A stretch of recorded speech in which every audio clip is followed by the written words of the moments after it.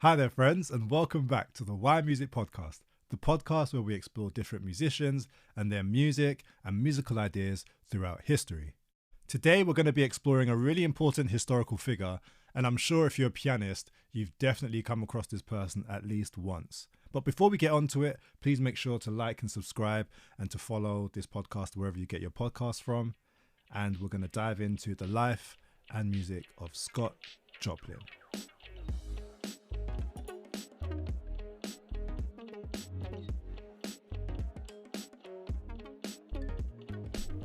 The year is 1868. It's the same year that the element helium was discovered, which means that before 1868, there were no balloons hanging from the ceilings at birthday parties. It's also the year that Scott Joplin was born. Scott Joplin was born into a musical family in Texarkana, Texas, which is located in the United States of America. He grew up in a musical family and around many musicians, and he started to play the piano when he was around 7 years old. By all accounts, Scott was really interested in becoming a better musician, and he hoped one day to become a professional, but he was met with some resistance from his father. Fortunately though, Scott got lessons from a German-born Jewish teacher called Julius. But I'm sure you're asking, why even mention that his teacher was Jewish? The reason why I bring up the fact that his teacher was a German-born Jewish person is because in the early 19th century in Germany, it was extremely difficult for many Jewish people to live, as many German states had taken away many of the rights of many Jewish people. And so on one hand, we have Julius, who had escaped from Germany, where he was being racially abused, to go and teach in America a young African-American boy who also would have been around much racial abuse, being black in the southern states of America at that time.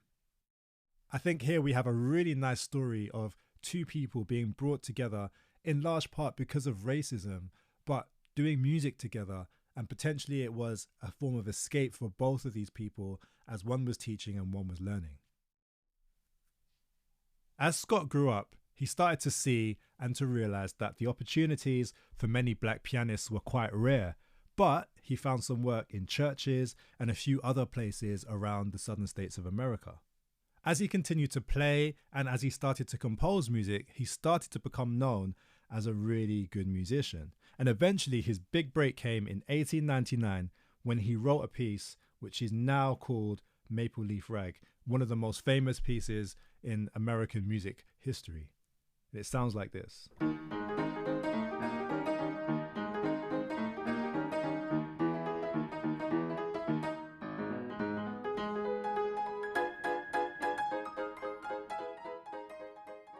Then, only 1 year later, he wrote another tune which would also go on to become one of the most recognizable tunes in American music history. It's called The Entertainer, and it sounds a little like this.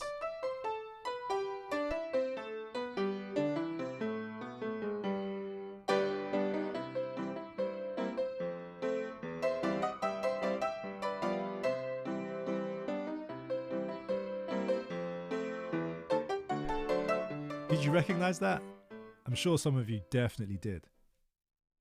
These two pieces, Maple Leaf Rag and The Entertainer, have been played by many piano players all around the world.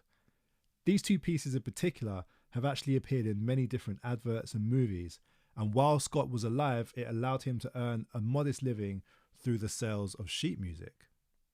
While he had success with these compositions, he wanted to do something different, and he set his sights on writing an opera. He eventually wrote one called Tremonisha, and it was performed, but unfortunately it didn't do very well. The story goes that maybe in part because of the failure of this opera, he suffered from a lot of stress, and unfortunately he was taken to a place where many people are treated for various issues that affect their mental health. In 1917, he unfortunately passed away at the early age of 48. But that's not the end of the story.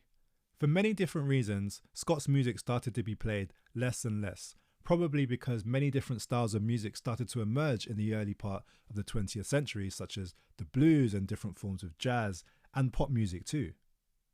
But in the 1970s, many people started to go back to rags and play them again and perform them, and Scott Joplin's music once again became popular.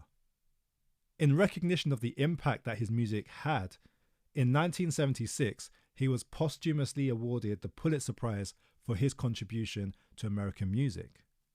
Just in case you didn't know, the word posthumously essentially means after someone has passed away. The legend of Scott Joplin is so great that in 2012, a crater on Mercury was named after him. Before we go, here are a couple of really interesting things about Scott Joplin's life and music. Remember when I said that his opera didn't do very well? Well, years later, in 1975, it was performed for the first time in full by the Houston Grand Opera. Since then, it's been performed all around the world, and I'm very sure Scott would be very, very happy knowing that his opera was finally being recognised and performed. Another really interesting fact about Scott Joplin actually happened at his funeral. Scott had requested that one of his most famous pieces, Maple Leaf Rag, was to be played at his funeral.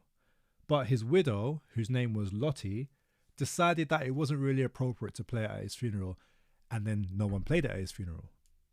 The story goes that she regretted that decision for the rest of her life. But on the 100th anniversary of Scott's death in 2017, many people and bands around the world played Maple Leaf Rag in memory of Scott. In that way, many people have been able to keep his music alive by performing it, by playing it, and by telling the story, just like I am now, about the man who was Scott Joplin.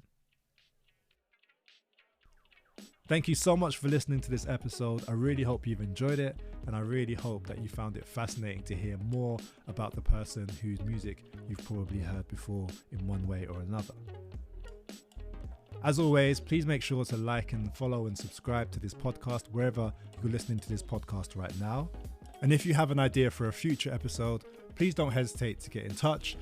Drop me an email at thewirebooks@gmail.com. That's thewirebooks@gmail.com, and we'll see what we can do. So until next time, check out some of Scott Joplin's music, take care of yourselves, and peace.